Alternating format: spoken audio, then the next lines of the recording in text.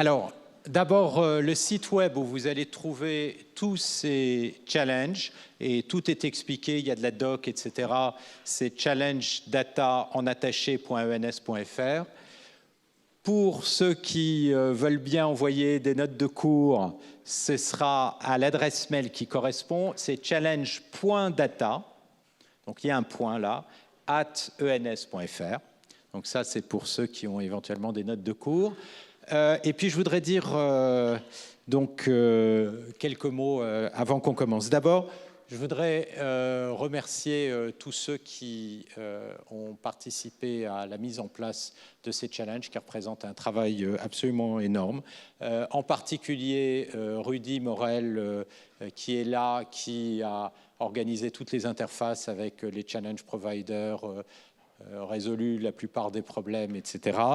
Et Tanguy Marchand, qui est aussi là. Je voudrais vous remercier vraiment sincèrement tous les deux pour ce travail superbe, qui a essentiellement repris et reprogrammé le site web qui avait été aussi en collaboration avec Louis Thierry qui avait fait la première version. Donc tout ce site a été entièrement programmé par eux. Et puis tous les challenges ont été faits en équipe. Donc c'est avec l'équipe de recherche à l'ENS.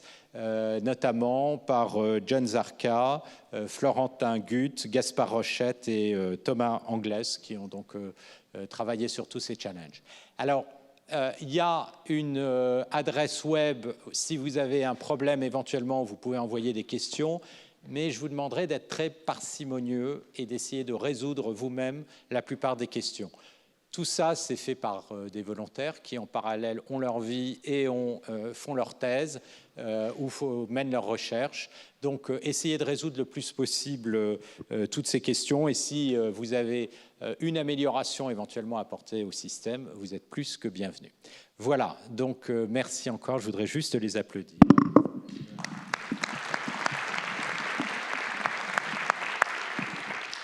Et mon dernier remerciement va pour CFM qui nous soutient depuis le début de ce challenge, financièrement puis moralement, en proposant aussi des challenges. Donc voilà, on va commencer par un challenge proposé par CFM. Merci beaucoup. Merci Stéphane. Donc bonjour à tous. Effectivement, on soutient ce challenge depuis 5 ans. Donc c'est le 5e challenge CFM là, que je vais vous présenter. Et avant de le décrire, je voulais juste vous dire que donc, CFM, c'est un gestionnaire de fonds qui utilise des algorithmes pour faire toutes les transactions, pour que vous sachiez à quoi ça ressemble. Alors, donc, le challenge, c'est donc, quand on fait toutes ces transactions, on les fait dans des places boursières et on peut acheter le même stock dans plusieurs places boursières. Et donc, le challenge de cette année, c'est de savoir où va avoir lieu la prochaine transaction. Donc, c'est un problème de classification, hein, manifestement. Il va falloir dire si on va faire la transaction dans la place boursière numéro 1 ou la 3, etc. Quand je dis on, c'est tous les gens qui font des transactions. Alors, pourquoi c'est intéressant? Parce que, en fait, si vous avez la possibilité d'acheter, je sais pas, un camembert à 6 endroits différents, le mieux, c'est de l'acheter là où il est en vente, au prix qui vous intéresse. Donc, savoir où il va y avoir la prochaine transaction, ça permet de savoir où on va pouvoir acheter une action si on en a besoin. Alors, le type de signal est un petit peu inhabituel, puisque, en fait, on va, pour une action donnée, on va dire Apple, par exemple, prendre un exemple, pour un jour donné, on va avoir plein d'exemples. Un exemple d'état, on va prendre pour chaque place boursière, en fait, on va montrer l'état de toutes les offres de vente et d'achat d'une action, parce qu'il y a plein de gens qui vendent, plein de gens qui achètent, mais pas au même prix, hein, forcément. Et puis, on va donner aussi l'historique des transactions récentes. Il va falloir prédire la transaction suivante, où elle va avoir lieu, en fait. Alors, je vais donner plus de détails sur les données. Donc, comme d'habitude, les données, de façon conventionnelle, sont par ligne. Donc, sur une ligne, qu'est-ce qu'on va trouver? Donc, on va trouver un code pour l'action, voilà, ça va être Apple, le jour, un code pour le jour aussi. Et puis, donc, on va trouver cette information sur tout ce qui est en vente et tout ce qui est à l'achat. Alors, ça s'appelle le carnet d'ordre, hein. C'est représenté en haut à droite, là. Vous voyez, là, il y a les prix très bas. Ça, c'est les gens qui veulent acheter. Ils ne veulent pas payer trop cher. Donc, il y a le volume, le nombre de gens, le nombre de stocks qu'on demande à tel ou tel prix. Et puis, à droite, en vert, il y a des gens qui veulent bien vendre, mais eux, ils veulent vendre cher, évidemment. Voilà. Et donc, tout ce beau monde se rencontre à certains moments, et donc ça fait des transactions. Transactions, c'est ce que j'ai mis en bleu ici, dans ce carnet d'ordre. Donc, il y a des gens qui veulent acheter, pas trop cher, et il y a des gens qui sont prêts à donner de l'argent, et en bleu, là, il y a des gens qui sont prêts à échanger des actions pour ça. Et donc, on a cette historique des 10 dernières transactions. Donc, le prix qui a été payé, là, ce serait 99. Le prix qui a été payé, la quantité en bleu, là, le nombre de stocks, et à quel endroit, sur quelle place boursière. Il y en a 6 dans ce challenge. Et puis à quel moment, ça s'est fait. Voilà. Et donc on en a 10 comme ça. Donc c'est une structure de données un peu spécifique où on donne à la fois en fait une image du carnet d'ordre, donc juste les deux ventes au prix les plus chers et puis les deux demandes d'achat. Enfin, pardon, les 2 ventes les moins chères et les 2 demandes d'achat au prix les plus chers. Voilà. Le but, comme je disais, c'est de trouver. Donc plus tard, il y aura une transaction et il faut savoir où elle se passera. Alors ça fait 2 millions de lignes. On a mis 400 stocks, 400 actions, c'est pas trop. 250 jours, ça correspond à une année. C'est le nombre de jours ouverts dans une année à peu près. Et la moitié des données vous permettra de faire l'entraînement. Voilà. Alors, l'évaluation se fait tout simplement sur le pourcentage de bonnes réponses, pourcentage de